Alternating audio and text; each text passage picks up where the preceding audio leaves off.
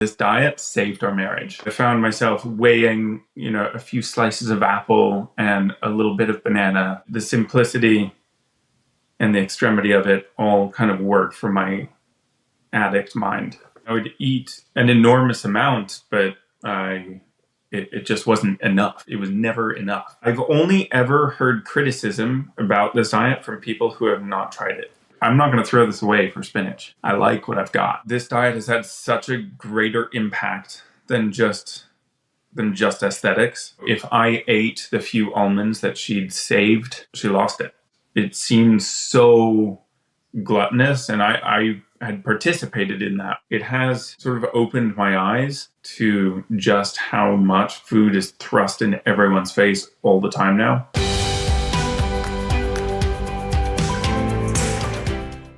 Hey folks, it's Dr. ShawnBaker here. Hey, if you or someone you love is suffering from chronic disease and you're tired of just managing symptoms with potions, pills, and procedures, I want you to check out Revero.com. Our team of dedicated professionals is committed to tackling the root cause of your issue and finally getting you healthy. Hurry up, though. Our spaces are filling up very quickly. Welcome, everybody. This morning we have with us Zackary, who's going to share with us his success that he's been having with nutrition. So, Zach, take a moment to introduce yourself. Tell us a little about yourself. Hey, everyone. My name is Zackary Peck, and I'm a carnivore. I've... So like an AA meeting, right? Yeah. To give you an idea of my background, I'm 33 years old.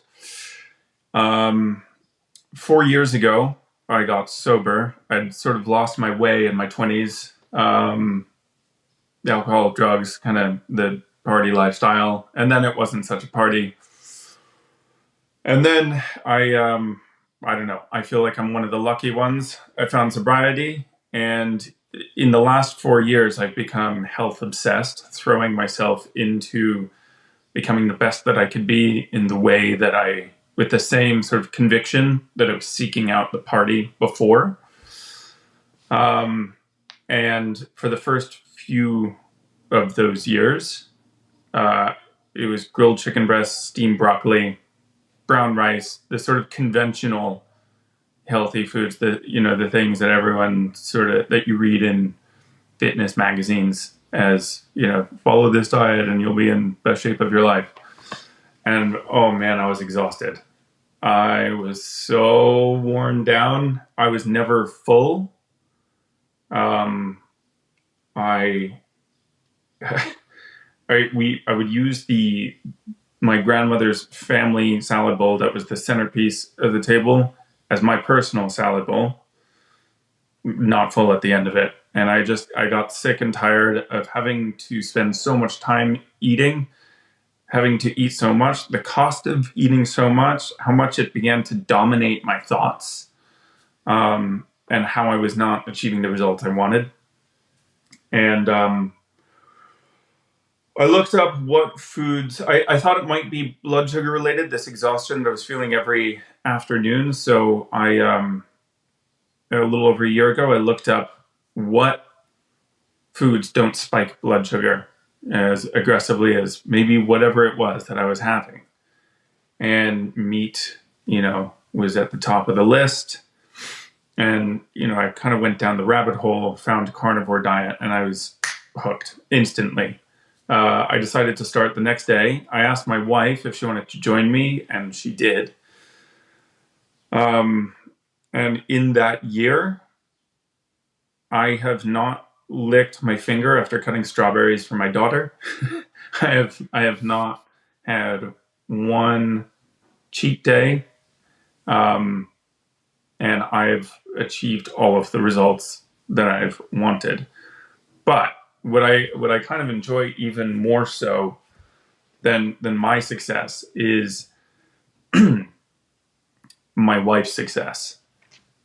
She has dealt with mental health struggles for her entire life. She's been diagnosed, she's been misdiagnosed, she's been on medication after medication, which have involved the titration periods and then in some cases, the addiction to said medications and then the withdrawals coming off of them. And she's never found a solution. And then we started this diet and everything just kind of fell into place. She found this calm, this inner peace, and the benefit of that on our marriage is, well, I think that this diet saved our marriage. It was rocky for a while. But how long had you guys been married? we are 8 years. We've been married 8 years. Okay, so that would have included some of the time when you were dealing with substances and Oh yeah, all that stuff. So there's yeah.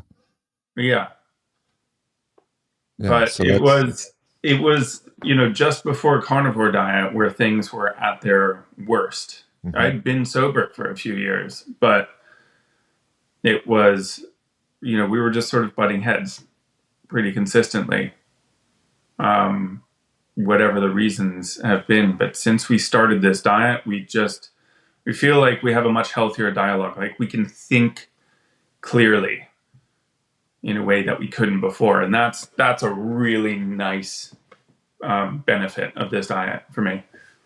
Just the brain actually works better. I guess that's Yeah. an easy way to say that. Yeah. And did you find that a lot of people that struggle with addiction find that carnivore has been helpful for that? I don't know. I mean, I don't know if you still had cravings or tendencies when you first cleaned up, or how did that impact it at all? Well, I guess I've got two answers to this question. On one side of it, my wife, when she started carnivore, had been trying to get off of ADHD medication, off of Vyvanse, and was struggling to get off. The withdrawals were so severe mentally that she was kind of scared to get off. And then she started carnivore, and within 2 weeks, she just felt like she was ready to let go of Vyvanse, which was incredible to see. So I guess I had I was able to witness firsthand how this diet helped her rid herself of that addiction. And in my case, I'd been sober for a few years. I still miss, what it was like at the beginning of my partying career. But in a way, I find this diet particularly easy because I'm so comfortable with extremes. This in many ways, I think this diet sounds extreme. It's very, there are very few dishes at restaurants that are suitable for this. Dinner parties are hard to navigate. It's not a standard diet. But because of the rigidity of it and how sort of intense it is, I find that I'm really comfortable with it. I tried keto for a while a couple of years ago, and I found the limit of 30 grams of carbohydrates to be actually much more challenging, because I found myself weighing, a few slices of apple and a little bit of banana and trying to keep under 30, and it got complicated in my head. The simplicity and the extremity of it all kind of work for my addict mind. Yeah, a lot of people find that, it becomes, when you say, I just don't eat that, it's easier than if I say I eat a little bit of it, then it becomes hard to sometimes reel it in. It's like, well, this little taste makes me want more, and therefore I struggle and I think about it more, and I get this sort of almost perseverations around food, or intrusive thoughts about it. And whereas you say, look, this is not part of the deal. Simplicity, it's very easy. Makes it quite easy to do.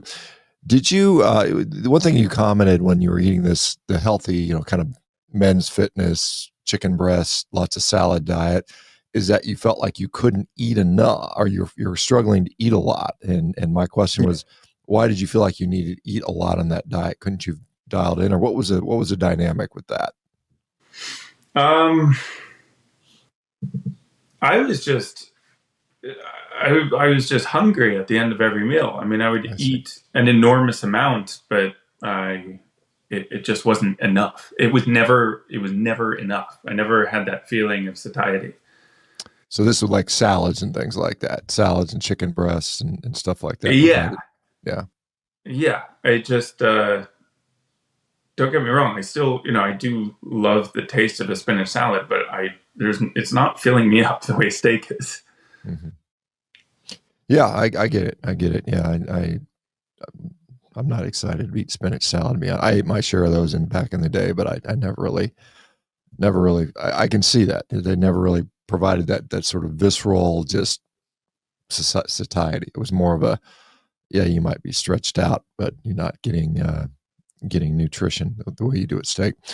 How long did you, when you did this, did you jump in, to straight up strict, or how did you transition into this sort of diet? And what encouraged you to try it?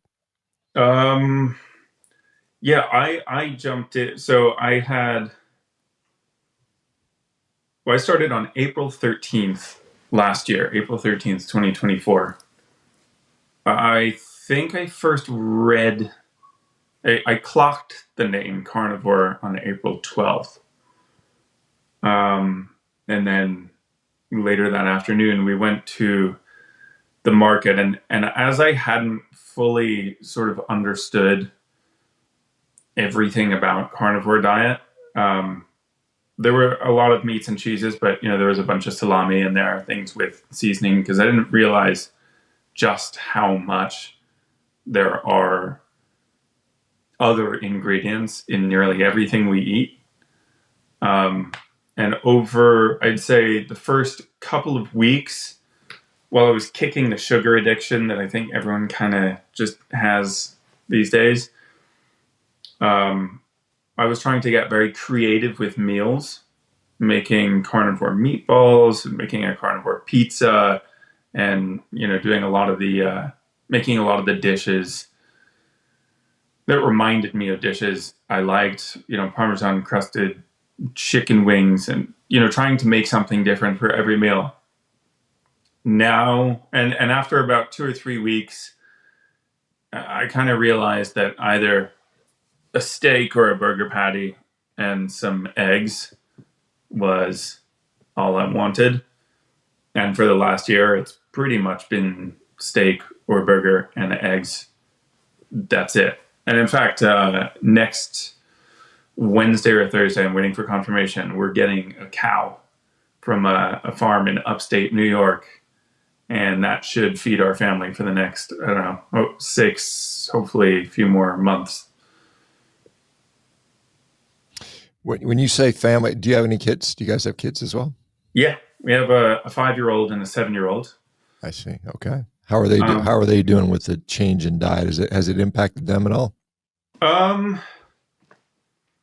We find that when they eat more of a carnivore, sort of like a meat-based diet, they behave better.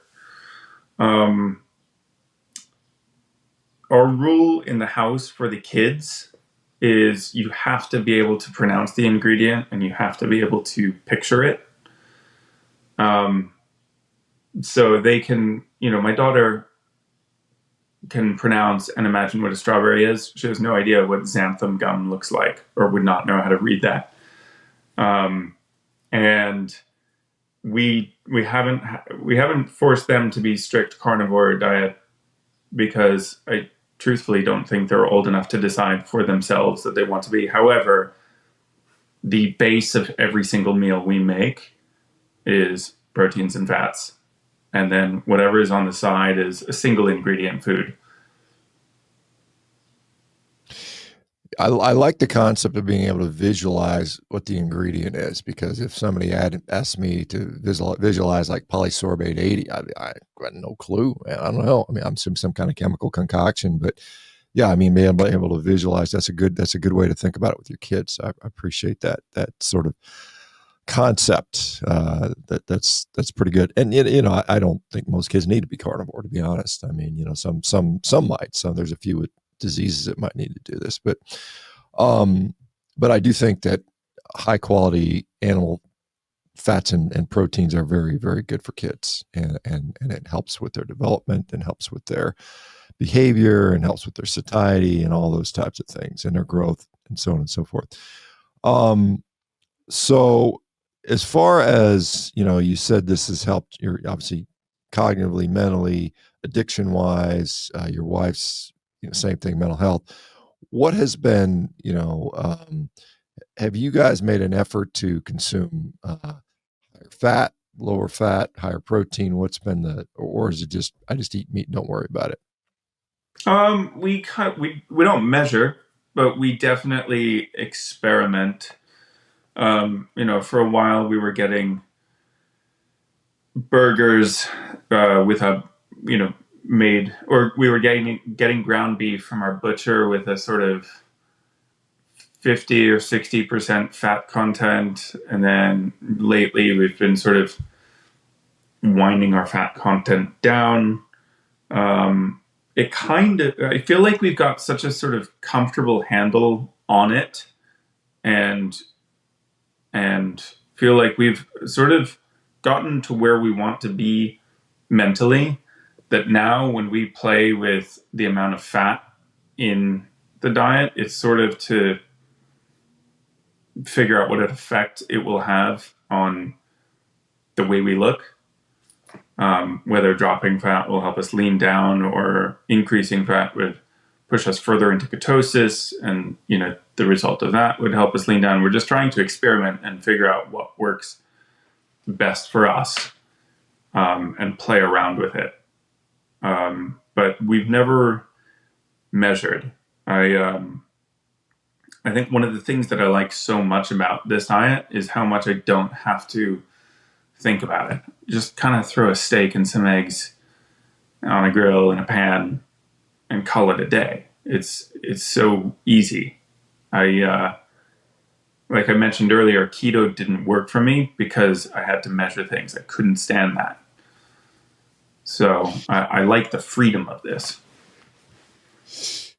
Yeah, I mean, it's freedom in a different way. Some people would say there's less freedom because you have less options, but there's, I think some important points. You're eating a bodybuilding style diet for a while, couldn't stop eating, was hungry all the time.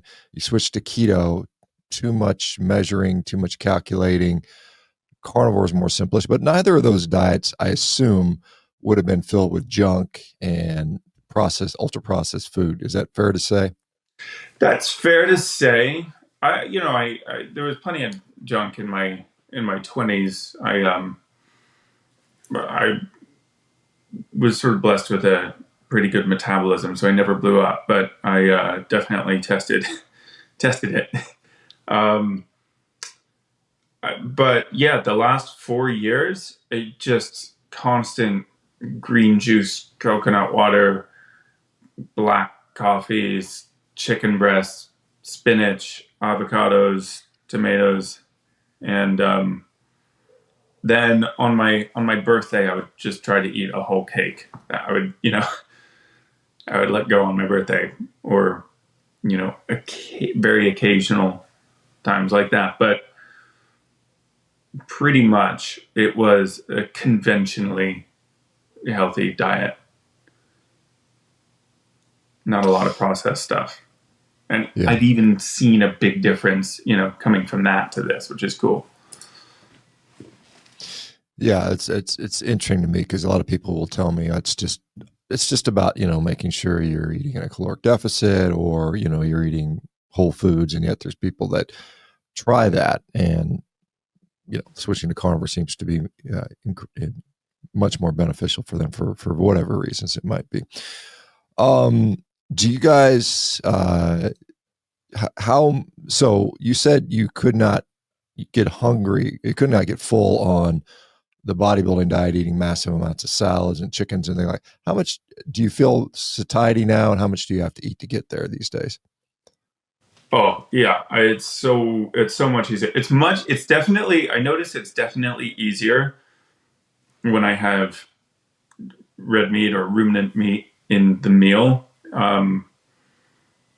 Some mornings, if I want to go for a run, I'll just have some eggs, and then I get hungry. pretty quickly after that. But if I have, just a big steak, if I have a big steak for lunch, I'm good until the next day. I pretty much eat 1 or 2 meals a day these days because it's enough. I don't feel the need to do more than that. Today, I had breakfast. I had venison and scrambled eggs, and I'm good until tomorrow. And I also really like that, the hour that I would spend making and eating lunch, and then again for dinner, I now have those hours back on almost a daily basis, which I love. Yeah, it definitely frees up time for sure. I spend very little time, even though my career, my job is spent a lot talking about food, but personally, I spend very little time on it. It's like, quick meal in and out and done. How And many meals a day do you eat? I generally eat about twice. Generally, that's been it varies from time to time, but I'd say the bulk of my experience on carnivore of over almost 9 years now has been just 2 meals a day, pretty consistently. I don't, one meal a day I can do, but then I don't enjoy the meal as much because I feel like the last half of the meal it doesn't taste as good because you've already eaten till you're fairly full. So I prefer to eat twice a day if I can. What has been, so let me talk about negatives or downsides, any negatives, either, from a health standpoint. I mean, there's some people talk about social negatives, any negatives that have challenged you on this.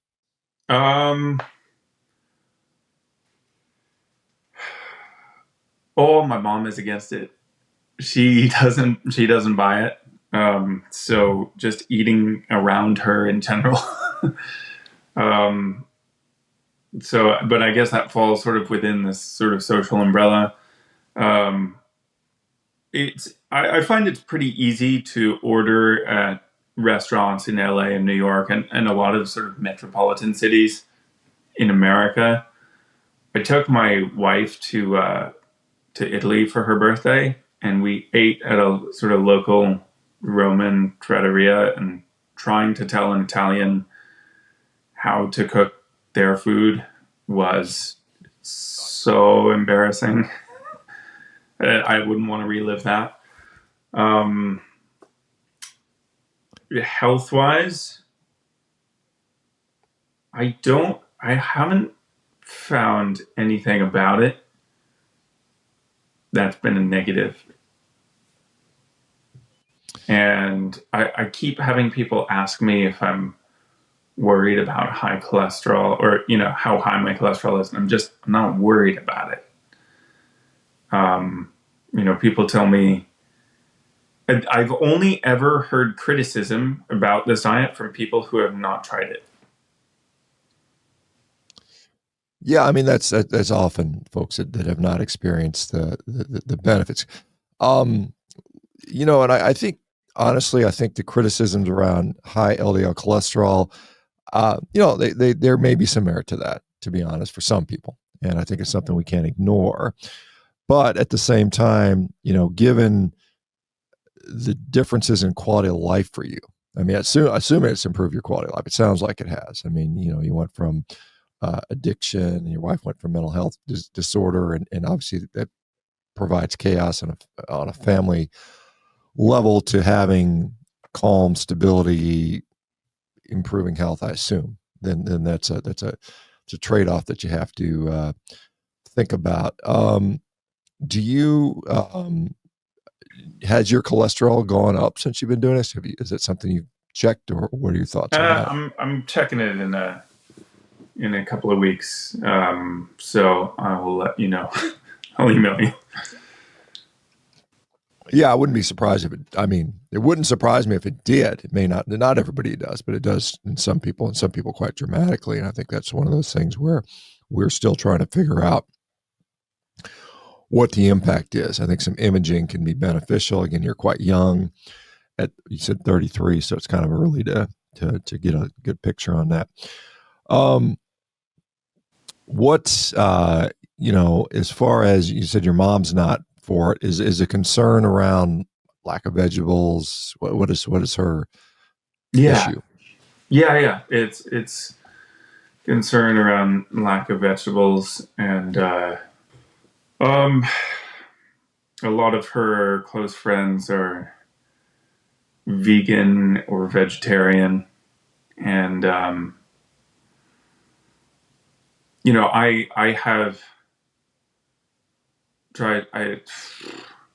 I've said to her if she can point out, someone my age who is as happy and healthy as I am, I'll consider their diet.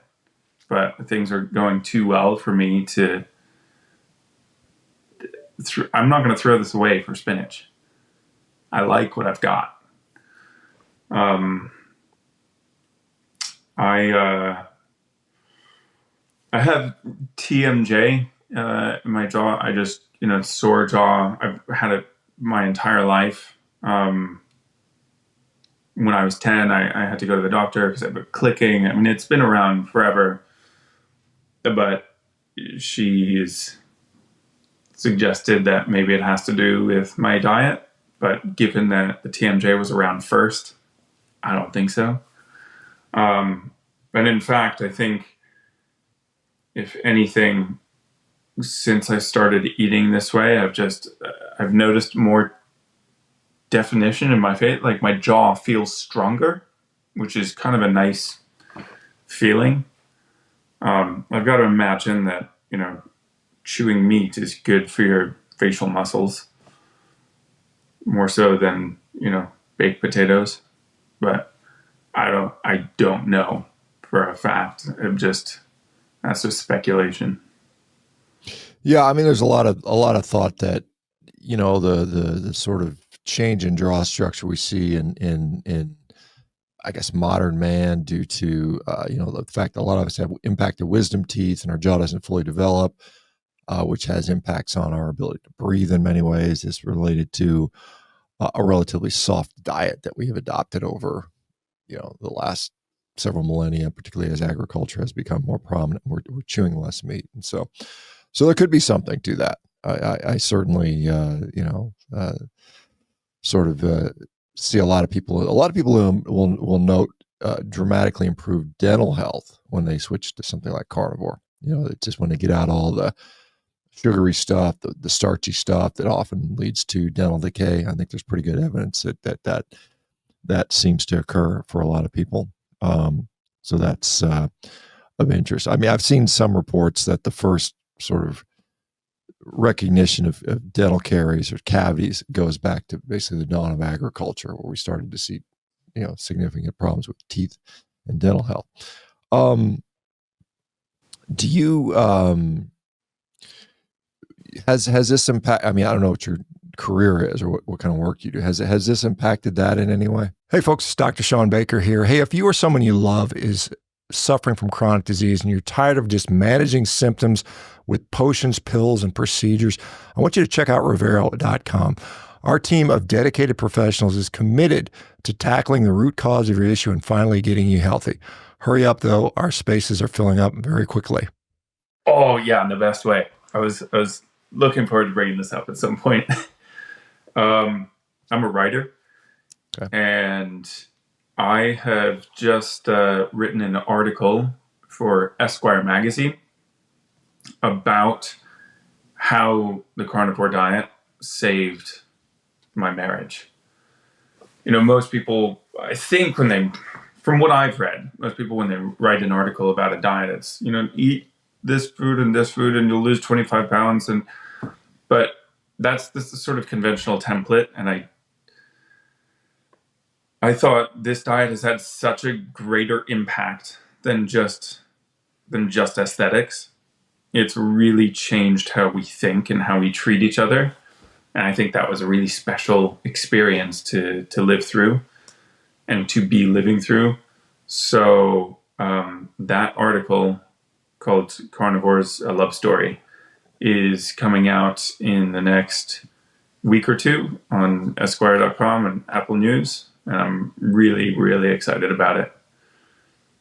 How, I mean, not to spoil it, but I mean, because I'm sure people want to read it when it comes out. But I mean, what are some of the examples on how you would say this has fixed my marriage or helped my marriage? How could a diet do that? Um, my my wife, when she was younger, as a teenager, had eating disorders. When we got together, she no longer had the same eating disorders, but she started to have this obsession with fitness and health, and developed what we believe is orthorexia, the obsession with eating healthy food.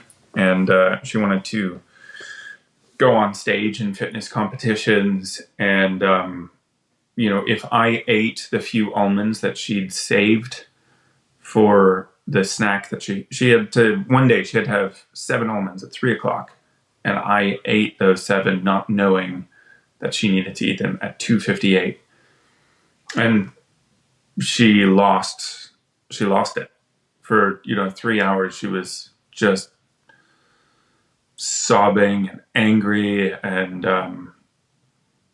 she just lost control, and she wasn't being herself.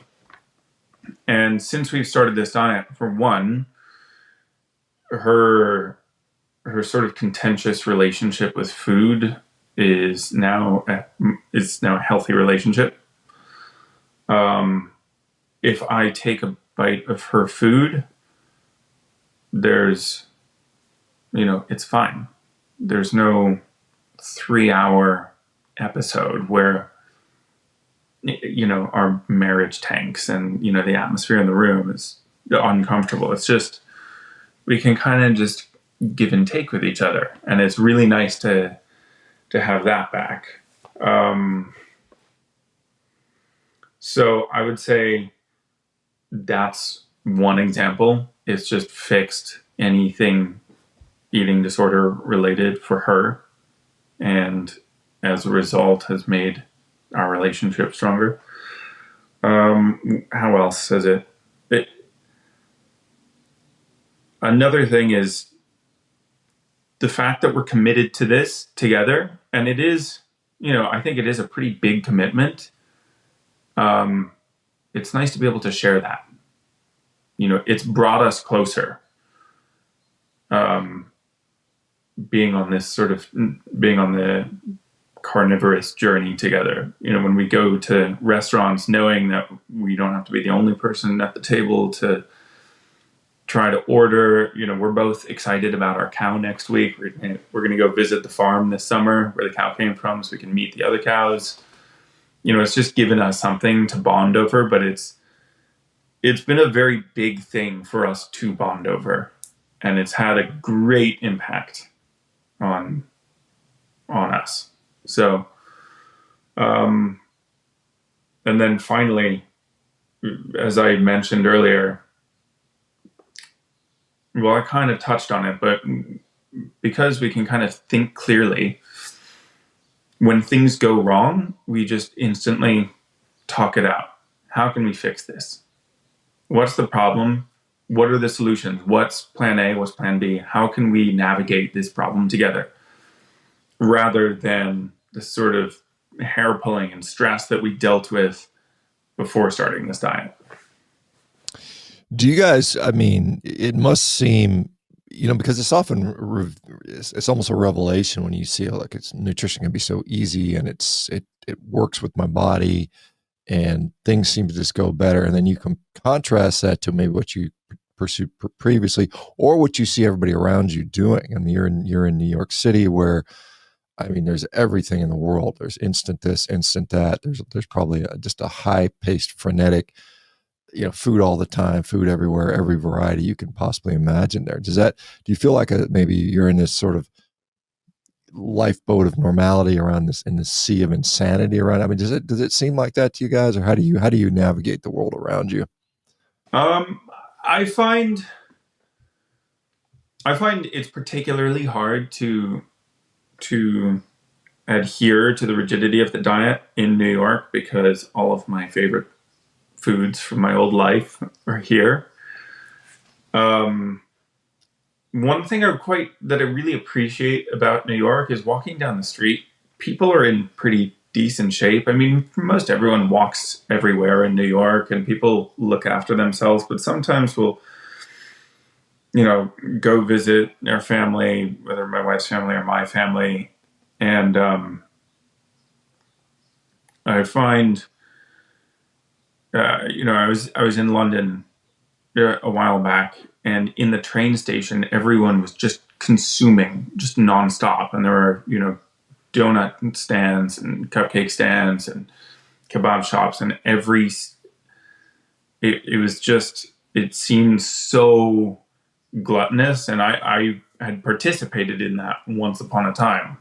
I was just, it didn't occur to me that it was excessive, but now I just don't see why I'd need to have a meal right before I get on a train. I can have my meal at a meal time, and then I will survive a train trip without some food. There doesn't need to be this constant source of food everywhere. And I find,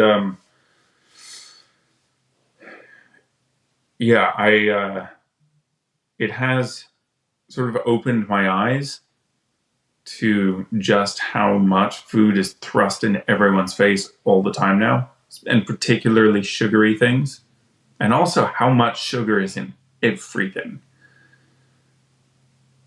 Yeah, it almost is though it's a drug. I mean, it's like the masses have been drugged to drugged into just, I don't know, addiction with the sugar. I mean, the sugar is indeed everywhere, and this is something that I find when I'm going to be traveling, like usually on a plane, and I'm going to be sitting for the next 4, 6, 8, 10, 12 hours. I just don't feel compelled that I need to eat a bunch to do that, because I'm just literally sitting there. Yeah. And you don't have an option. You can't. I mean, I guess you could walk up and down the aisle a few times, but then they would probably ask you to sit down after a few minutes. But yeah, so I like you, often don't eat when I travel, or eat very little. I don't feel compelled to, and you're right. They constantly, like particularly in an airline, they're constantly, seems like every hour they're coming by with some sort of snack option for you. Would you like a cookie? Would you like some chips? Would you like these, whatever, a juice Yeah. or something like that, as if your blood sugar can't handle sitting. And some Yeah. people can't. The problem is many people are literally starving because they're used to eating every 15 minutes or something like that, which is quite interesting to see. Let me ask you, I mean, I got to ask you a question. Esquire, I've heard of it. I don't know that I've read, maybe I've read a few articles from those guys. They don't seem like the most pro carnivore media outlet. Perhaps maybe things are changing. I mean, was it difficult to get that story in there, or is it kind of just a novelty type of thing? No, I think, Esquire's whole thing is, the pursuit of being a better man, whatever that is. Um, it's not a sort of cookie cutter template. And I think, had I written an article saying I started carnivore diet and I, lost all this weight and my muscles are bigger, and Esquire wouldn't have taken it. But I wrote, in many ways, this story is a love letter to my wife. It's a story about our marriage and how the carnivore diet kept us together. So I would say that the carnivore diet in this article is one of the main characters, and my wife and I are the others. But I think maybe Esquire was willing to give it a shot because it was a sort of different take on, I like to think, an article about a diet. Yeah, and I mean, just obviously you're coming at it from a different perspective for that article. And you said the traditional thing is I lost 20 pounds, I put on 5 pounds a month. Did those things happen to you? Did you notice? Did your Oh yeah, health absolutely. improve And with I it? touched on all of that in the article. In my first month, I lost 21 pounds. Mm. For the first week, nothing happened. They stayed the same weight. And then over the next 3 weeks, or maybe the first 10 days, nothing happened. But by the end of the month, I'd lost that 21 pounds. It just dropped off. Since then, I've put 10 pounds back on, but I have shrunk around the waist. I'm just leaner and faster and stronger, or feel it anyway. So it had a pretty, I'd say, immediate effect. My father-in-law, he was hobbling around. His knees were giving him a lot of pain. And my wife, Alex, and I had so much success in our first sort of 6 or 8 weeks on the diet that we convinced him to give it a try. And in his first 6 weeks, he lost 35 pounds. And also, I think was dealing with a lot of inflammation in his knees and sort of all over, but really in his knees. And after 6 weeks, he'd been thinking about getting his knees replaced and was looking up the right doctor to do it. After that 6 weeks was up, he no longer had a limp. He no longer needed any kind of painkiller. He was just good to go. And I think it's a combination of the reduced inflammation as well as the 35 pounds he lost. So yeah, I've had some of those effects. I had eczema that just sort of went away when I stuck to only eating meat. That was cool. I used to sunburn like that, like really badly. And now, if I get red at all, it definitely doesn't hurt, and it goes away after a day and turns into a tan. But it's been, that's been kind of a cool change. I kind of burned my eyes walking on a glacier when I was a teenager without sunglasses, which was stupid. And ever since then, sunny days and, summer as a season have been really tough for me. But since starting this diet, I'm kind of just fine walking outside in the sun. My eyes don't hurt. That's been a really nice change. My teeth are whiter. My hair feels thicker. Just the list goes on. Yeah, that's certainly nice to see. Do you, as far as your future plans, it's hard to predict that. I mean, do you have any plans of reincorporating other types of food, or are you just happy to stay where you're at? I don't know. I treat it like I treat sobriety, pretty confident I'm going to stick to it today. It becomes a really scary thought when I think the rest of my life, but life is too good today to mess with what I've got. So I take it day by day. Yeah, I think that's all any of us can do. I'm the same way. I never tell anybody I'm going to do this for the rest of my life. I mean, 9 years so far, but who knows? Who knows what's going to happen down the road as long as things are going in the right direction. Can I ask you a question? Of course, yeah. Did you ever, take one day and think, I'm just going to try eating all my old foods and see what happens? No, I haven't done that. I mean, I have had days where I will eat something that's not carnivorous. I mean, I've done that from time to time, and it's pretty rare. I mean, it's sometimes circumstances dictates that where I'm in a place where there's literally nothing else and I need to eat something, or mostly traveling. But every once in a while, I'll say, well, just have this or that, and sometime more often than not, it doesn't.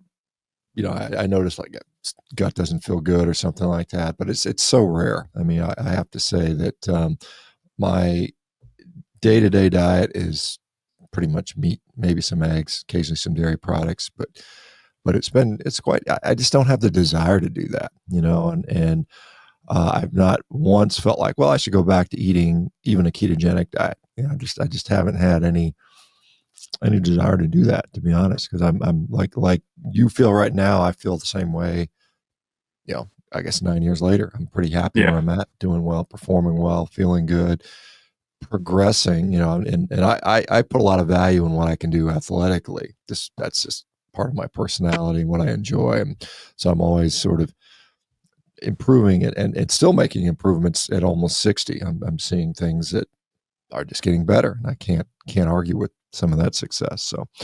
So yeah, but I don't begrudge anybody for trying and doing whatever works for them. I mean, that's what it's about, trying to get better. Yeah. Um, do you? I mean, obviously, with the family, with the support of the wife, that's got to be huge. Probably if she did not do this, you probably would not have had the success that you do, just because sometimes it takes a supportive environment and a team effort.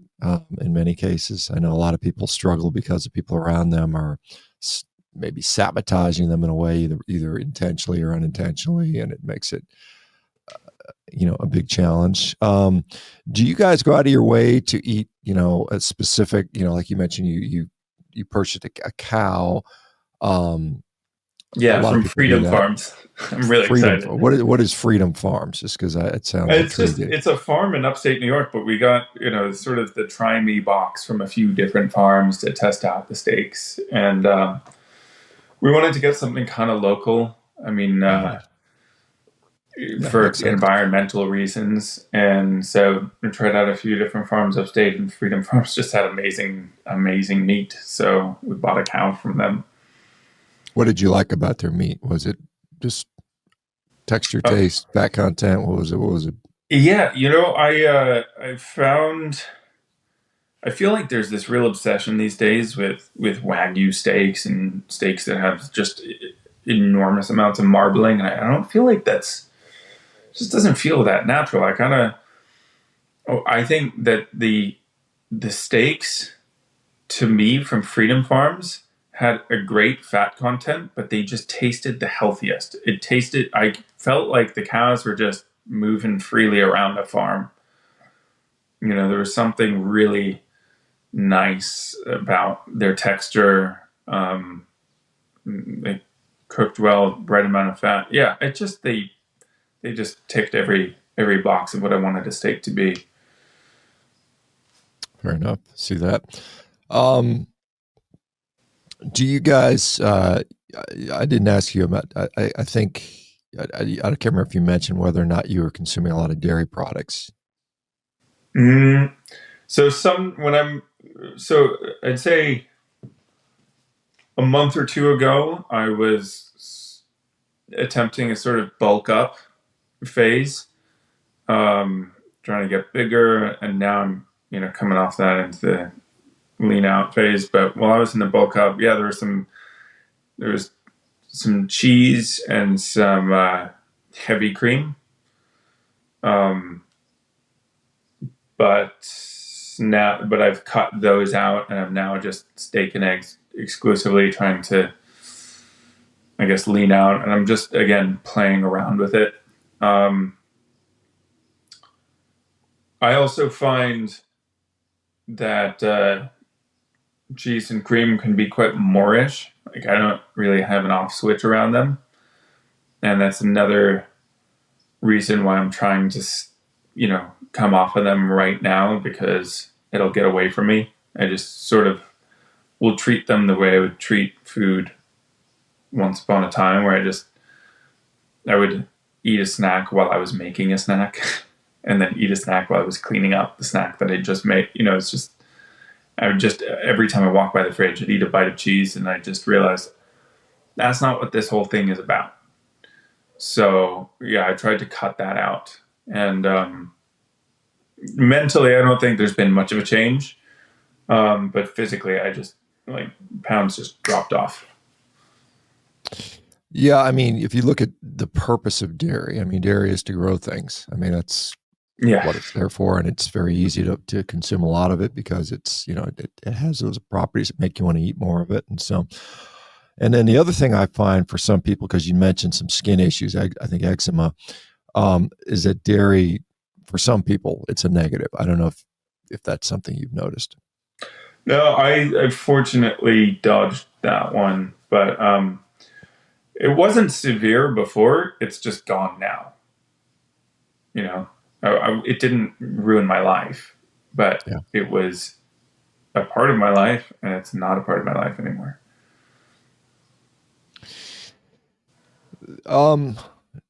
Now, you obviously you said you're a writer. You're writing for Esquire, and I assume maybe some other outlets, perhaps. Do you have a social media presence as well? Is this something you talk about openly on social media, or is that something you just say for the writing? I have very mixed feelings about social media. I think that it has taken more from me than it's given back to me in terms of time. I keep feeling like maybe I should